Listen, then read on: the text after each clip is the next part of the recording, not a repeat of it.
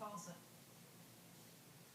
I think that the capital program we designed and to get out and put capital into hundreds of banks very, very quickly and recapitalize the U.S. financial system is a huge success. And that money has come back, you know, all that plus $32 billion. And so I've focused on that.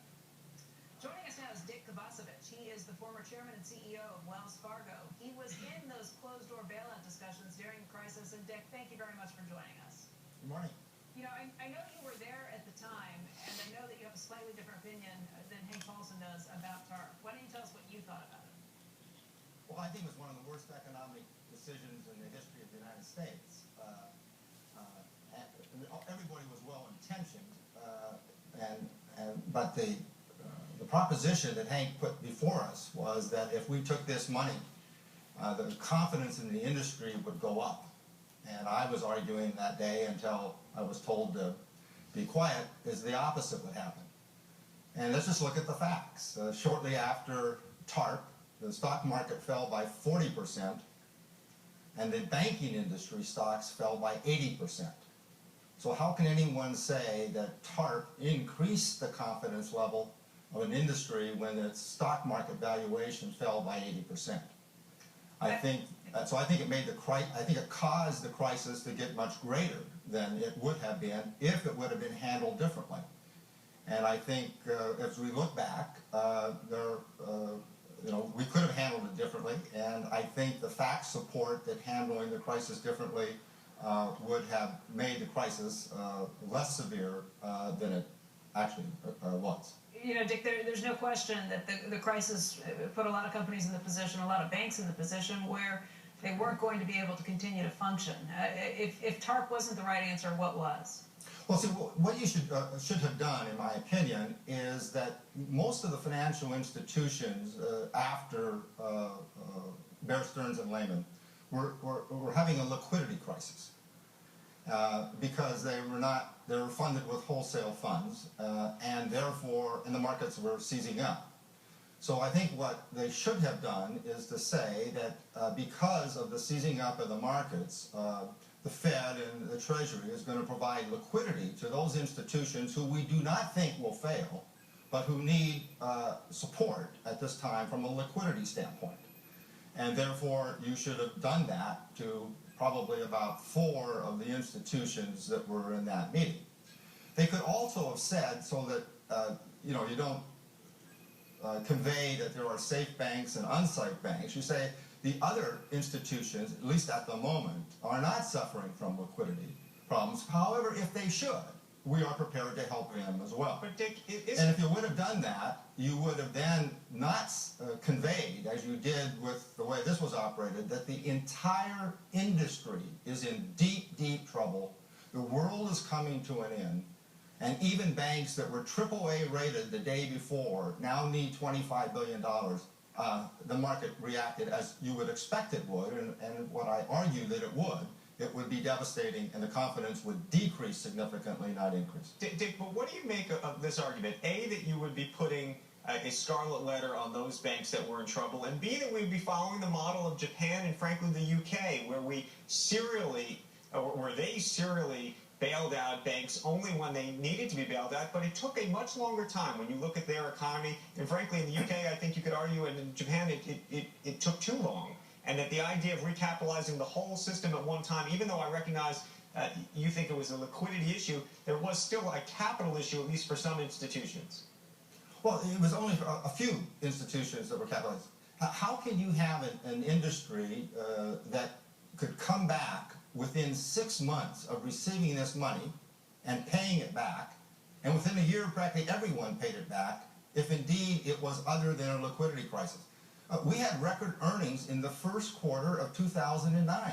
You think the reason we had record earnings in the first quarter of 2009 is because we received $25 billion in capital in October?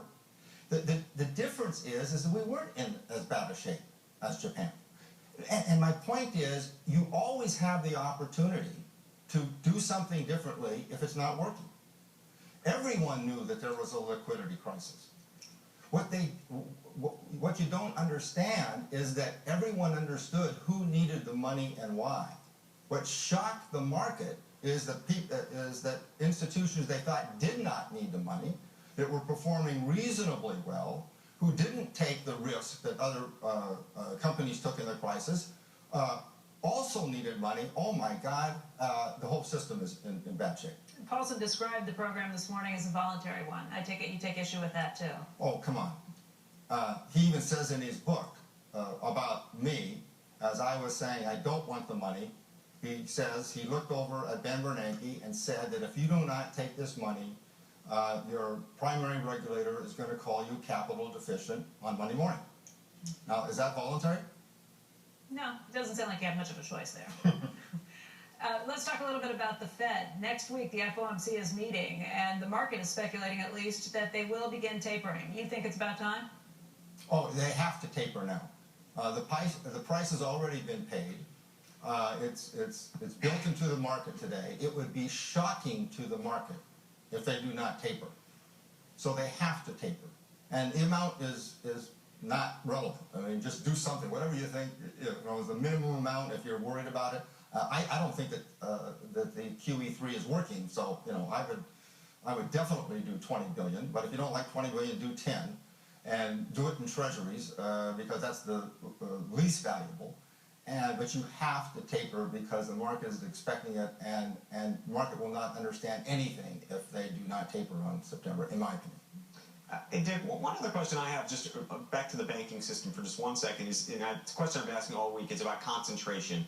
And all the mergers that took place during 2008, really to get through the night, to the extent you believe that that was the right decision. I'd be curious about that as well. But now that given where we are, Wells Fargo, your former bank, now controls about 30% of all mortgage origination. Does that make sense for the country from a policy perspective?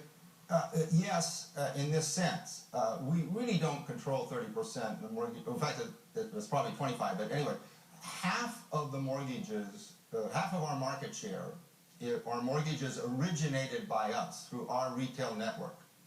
The other half of our business is simply helping other originators by channeling multiple originators together to get enough of a volume so that they can be given to Fannie and Freddie and put out into the market. So it's a wholesale function, and someone has to do it. So the real concentration, if you want to call that, is the originations that you do yourself. And that's about a 15% level for us. So it's still very diverse in terms of retail originations. Dick, I want to thank you very much for joining us today, and we hope to see you back here on set again soon. Okay, thanks, Becky. Okay, thanks, Dick. Before we take a break, Dow Jones is reporting that the White House says reports in Japanese press today suggesting that President Obama is set to name Larry Summers next week are wrong. The White House says the president has not made a decision about the position. CNBC has reported and continues to report that the job is Larry Summers to lose. That's come to us from our John Harwood. Yeah. So it'll be, a week from Monday, but you can say it's wrong, and you never know what they mean by saying it's wrong, right? Yeah, probably the idea that they're going to announce it next week, right after the FOMC meeting. That might be what's wrong. He says he's still considering, he's not sure. But that's what I mean. That's the part that I don't really believe is true. Well, they could both be true. The White House is saying I haven't decided, but John Harwood has reported the job is Larry Summers to lose. Well, that's what I mean. Yeah. I think he has. I think he decided when we first started talking about it. I think it was already decided. Coming up, I still want Dick Kovacevic to call in next time we have Hank Paulson. Yeah. Wow. Yeah, that would be. Coming up, breaking economic data. We're going to get retail sales and producer price index numbers, also known as, Becky? The PPI. Yeah, I'm not going to say it. If you want to say PP, you go right ahead. NASCAR's about excitement, but tracking all the action and hearing everything from our marketing partners, the media, and millions of fans on social media can be a challenge. That's why we partnered with HP to build the new NASCAR Fan and Media Engagement Center. HP's technology helps us turn millions of tweets, posts, and stories into real-time business insights that help NASCAR win with our fans.